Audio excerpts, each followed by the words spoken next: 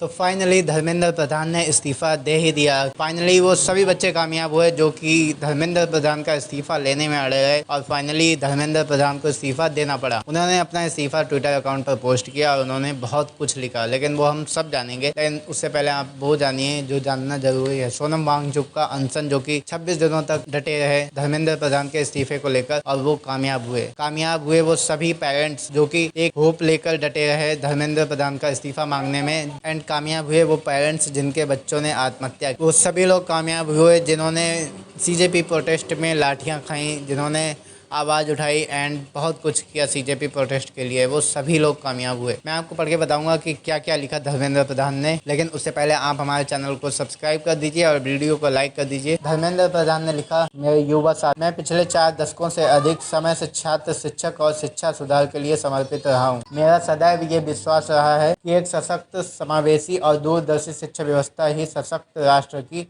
आधारशिला होती है। मैं देश के युवाओं की आकांक्षाओं, भावनाओं और उनकी न्यायोचित अपेक्षाओं का गहरा सम्मान करता हूं। भारत की युवा पीढ़ी के सपनों को साकार करना हम सभी के राजनीतिक एवं सामाजिक जीवन का नैतिक संकल्प रहा है। आदरणीय प्रधानमंत्री जी के दूरदर्शी नेतृत्व में राष्ट्र की सेवा करने का जो अवसर मुझे प्राप्त हुआ है, उसके लिए मैं प्रधानमंत्री जी का आभार प्रकट करता हूं। किंतु 3 मई 2026 को ही नीट यूजी की परीक्षा में सामने आई कई अनियमितताएं पाई गई। भारत सरकार ने इसको तुरंत संज्ञान में लेते हुए जांच सीबीआई को सौंपी और परीक्षा को रद्द किया गया एवं पुनः परीक्षा की तिथि घोषित हुई। इसके साथ ही अगले वर्ष से इस परीक्षा को सीबीटी यानी कि कंप्यूटर बेस्ड टेस्ट मोड में करने का निर्णय लिया। इस दौरान हमारी प्रमुख प्राथमिकता यह रही कि 20 लाख से अधिक छात्रों की परीक्षा सुचारू रूप से आयोजित की जाए। इसके लिए होल ऑफ गवर्नमेंट अप्रोच के तहत काम किया गया। इसमें भारत सरकार के साथ राज्य सरकार, विशेषकर जिला प्रशासन की महत्वपूर्ण भूमिका रही। साथ ही छात्रों, अभिभावक और माता पिता के सहयोग से 21 जून 2026 को परीक्षा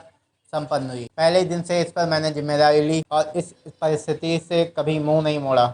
मेरा ये संकल्प रहा कि हम किसी भी मेधावी छात्र की संभावना परीक्षा माफिया के कारण खराब नहीं होने दें, किसी भी छात्र के साथ अन्याय नहीं होने देंगे। 16 जुलाई को घोषित नीट यूजी के परिणाम संतोषजनक रहे, जिसमें गरीब पृष्ठभूमि से आए कई मेधावी छात्रों को भी सफलता मिली। परंतु इस दौरान भी कई छात्रों को गुमराह करने के लिए जिम्मेदार पदों पर बैठे व्यक्तियों ने बाधा डालने की कोशिश की, जिसमें मन अत्यंत व्यथित हुआ। उसके बाद लिखते हैं धर्मेंद्र प्रधान, मैं सदैव हमारे प्रजातंत्र की शक्ति में अटूट विश्वास रखने वाला हूँ तथा युवाओं की आकांक्षाओं, सपनों और अपेक्षाओं का गहरा सम्मान करता हूं।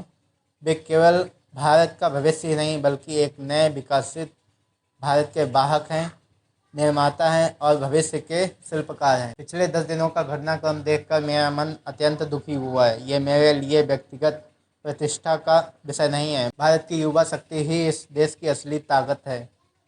देश की युवा शक्ति को भ्रम के कुचक में फंसने नहीं देंगे। यह मेरा जंतर मंतर पर और देश में जो स्थिति बनी हुई है, इस स्थिति का राष्ट्र विरोधी ताकतें लाभ न उठाएं। देश की एकता बनी रहे। भारत के एक भी विद्यार्थी का भविष्य कानूनी पेचीदगियों में ना उलझे। हमारे बच्चे अपना समय पढ़ाई में लगाएं, करियर बनाने पर फोकस करें। इसी बात पर विचार करते हुए मैं अपना त्यागपत्र प्रधानमंत्री को सौंपता हूं। मैं आदरणीय प्रधानमंत्री जी के मार्गदर्शन, विश्वास और निरंतर सहयोग के लिए हार्दिक कृतज्ञता व्यक्त करता हूं। साथ ही मंत्रिपरिषद के अपने सभी सम्मानित सहयोगियों, मंत्रालय के अधिकारियों एवं कर्मचारियों तथा उन सभी व्यक्तियों का भी आभार व्यक्त करता हूं जिनके साथ मुझे कार्य करने का सौभाग्य प्राप्त हुआ।